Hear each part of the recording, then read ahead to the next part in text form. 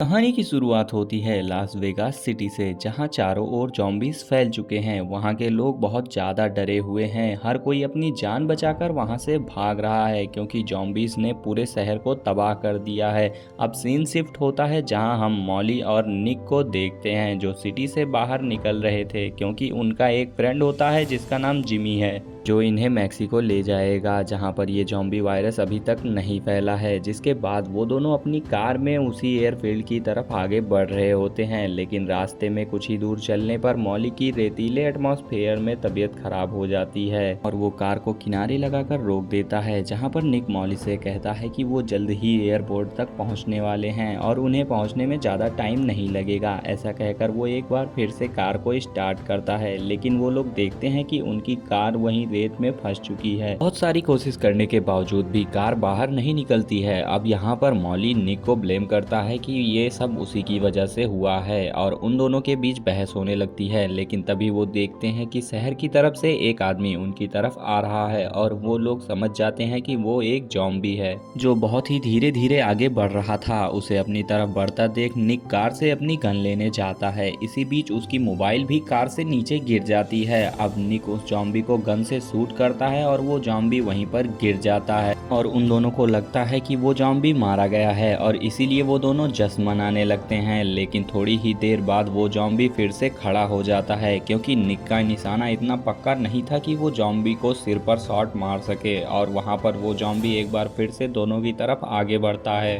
अब निक गन में सारी बची हुई बुलेट्स को जॉम्बी पर यूज कर लेता है, लेकिन निक जॉम्बी को खत्म नहीं कर पाता। अब वो दोनों उसे आगे बढ़ता देख जल्दी से कार में आके बैठ जाते हैं और मॉली निक से किसी से हेल्प मांगने के लिए कहती है, लेकिन निक देखता है कि उसका फोन तो यहाँ पर है ही नहीं। जिसके बाद मॉली उस पर गुस्सा होती है और वो जॉम्बी दोनों के पास आ जाता है और वो दोनों कार में बैठ जाते हैं और उस जॉम्बी का वहां से जाने का वेट करते हैं। लेकिन सुबह से शाम हो जाती है मगर वो जॉम्बी वहां से हिलता तक नहीं। थोड़ी रात होने पर वो देखते हैं कि कार के आसपास अब वो जॉम्बी नहीं है। जिसके बाद वो लोग कार से उतरकर मोबाइल को लाने का डिसाइड करते हैं और थोड़ी कोशिश के बाद मॉली को फोन मिल जाता है और इसी बीच वो जॉम्बी वहीं पर होता है और वो निक के पीछे से आकर उस पर अटैक कर देता है और उसे मारने लगता है। अब मॉली ये सीन देखकर कार से जरूरी सामान लेकर वहां से डेजर्ट की तरफ भाग जाती है और सुबह होने पर वो पैदल ही आगे बढ़ने लगती है। दोस्तों, कहानी में आगे बढ़ने से पहले हम आपसे रिक्वेस्ट करते हैं कि जो भी इस वीडियो को देख रहा है, वीडियो को लाइक और चैनल को सब्सक्राइब करना ना भूलें। अब कहानी में हम आगे देखते हैं कि मॉली थोड़ी दूर पर जाने के बाद जिमी को कॉल लगाती है और वो कहती है कि उसे आने में कुछ और टाइम भी लग जाएगा, मगर जिमी उसे जल्दी से जल्दी आने को कहता है और कॉल को कट कर देता है। अब मॉली आगे बढ़ती है। हालांकि वो कार से एयरफील्ड की तरफ बढ़ती तो उसे ज्यादा टाइम नहीं लगता, लेकिन अब वो मोबाइल का नेविगेशन ऑन करके शॉर्टकट से ही आगे बढ़ती है और वो अपने बैग में देखती है तो उसके पास जरूरत का बहुत सामान होता है जिसकी मदद से वो डेजर्ट में सरवाइव करके आसानी से एयरफील्ड तक पहुंच जाएगी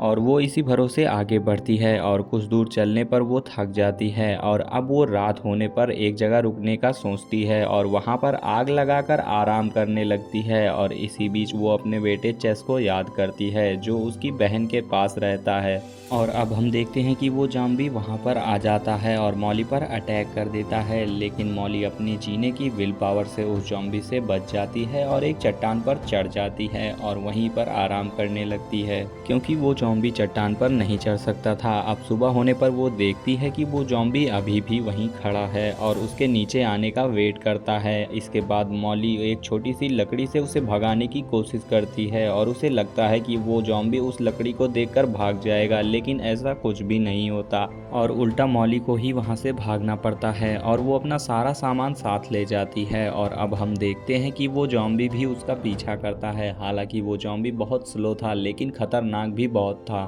अब मॉली वहां से काफ़ी दूर निकल जाती है और वो तेज़ी से एयरफील्ड की तरफ बढ़ती है, पर बहुत चलने पे वो थक जाती है और उसे डेजर्ट में एक पुराना केबिन भी नज़र आता है जहां वो आराम करने का सोचकर अंदर चली जाती है और वहां पर वो आराम करने लगती है और उसे नींद भी आने लगती है। तभी वो जॉम्बी भी वहां आ जाता है और उसे अंदर आता देख मॉली बाथरूम के बाथटब में घुस जाती है। उस जॉम्बी को मॉली कहीं पर नहीं मिलती। इसके बाद जॉम्बी दूसरे रूम में जाता है। इसी बीच उस मौके का फ़ायदा उठाकर मॉली खिड़की से कूदकर वहाँ से भाग जाती है और कुछ दूर चलने पे वो नोटिस करती है कि वो ज़ॉम्बी अभी भी उसे ढूंढते ढूंढते उसके पीछे आ रहा है। उसे आता देख मॉली डरने से ज़्यादा बहुत ही ज़्यादा फ्रस्ट्रेट हो जाती है और उस ज़ॉम्बी को पत्थर से मारने लगती है और कहती है कि वो यहाँ से चला जाए, लेकिन वो ज़ॉम्बी था इसीलिए उसे कुछ समझ नहीं आ रहा था और वो बस मॉली का ही पीछा करते जा रहा था।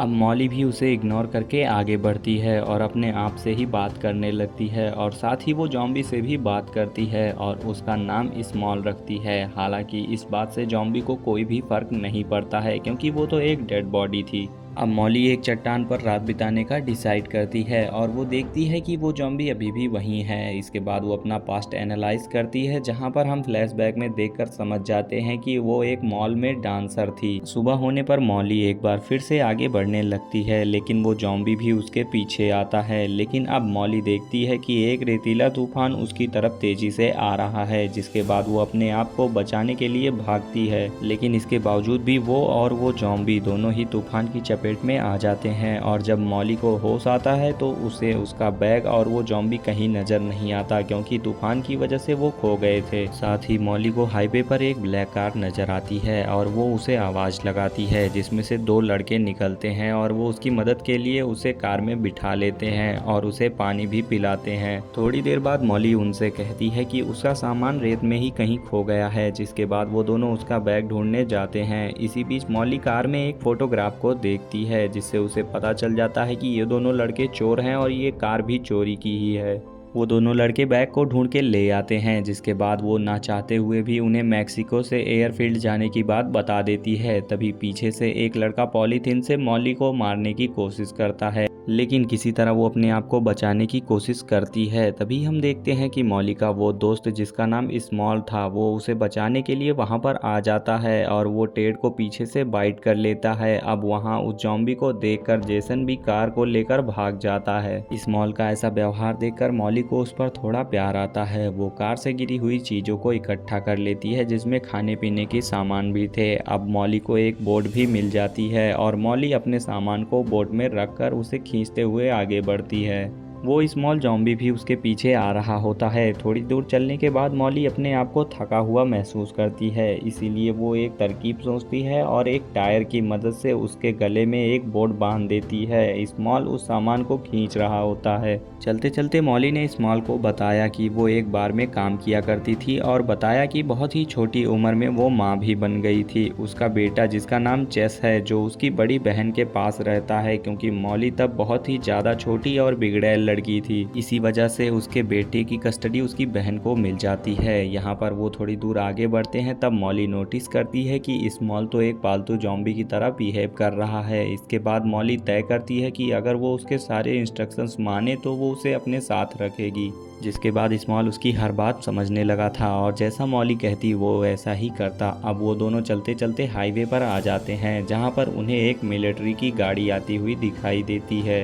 ये देख मॉली स्मॉल को वहीं पर छिपा देती है और अकेले ही बाहर आती है क्योंकि गवर्नमेंट ने ज़ॉम्बीज को देखते ही शूट करने का ऑर्डर दिया था। अब मॉली उन सोल्जर्स के पास जाती है और बताती है कि वो पास के ही एयरफील्ड पर जा रही है जहाँ पर उसके फ्रेंड्स भी उसका वेट कर रहे हैं। लेकिन तभी स्मॉल भी वहाँ पर आ जाता है और मॉली उसे वहाँ से भागने को कहती है, लेकिन स्मॉल ज़ॉम्बी था इसीलिए वो कुछ समझ नहीं पाता, जिसके बाद एक सोल्जर उसे शूट कर देता है, जिसके बाद स्मॉल और ज़्यादा खतरनाक हो जाता है और उसे गुस्से में देख सोल्जर वहाँ से भाग जाते हैं। इसी बीच स्मॉल मॉली की एक उंगली को बाइट कर देता है, जिसके बाद मॉली को अपनी उंगली काटनी पड़ती है ताकि खुद वो एक ज़ॉम्बी ना बने। अब मॉली स्मॉल को उसी बोट में बिठाकर आगे बढ़ती है क्योंकि अब उसे वो एयरफील्ड नज़र आ गया था। साथ ही वो देखती है कि स्मॉल की हालत बहुत ही ज़्यादा ख़राब हो रही है, जिसके बाद वो उसे वहीं पर छोड़कर उससे हर चीज़ के लिए थैंक्स बोलकर उसे मार देती है ताकि उसे और ज़्यादा दर्द ना सहना पड़े। अब मॉली एयरफील्ड पहुंचकर जिमी और उसके दोस्तों से मिलती है, पर मैक्सिको जाने से पहले वो अपने बेटे चेस से बात करना चाहती है, जिसके बाद वो अपनी बहन के घर कॉल करती है। कॉल को चेस ही उठाता है। वो बताता है कि ज़ॉम्बीज़ ने उन पर अटैक कर दिया है और वो अकेले ही कमरे में कई दिनों से छिपा हुआ है क्योंकि क्योंकि उसकी बहन कब की मर चुकी थी। जिसके बाद वो अपने सभी दोस्तों को कहती है कि वो मैक्सिको नहीं जाएगी, जिसके बाद उसके दोस्त मैक्सिको चले जाते हैं और मॉली भी वापस लौटने लगती है। तभी उसे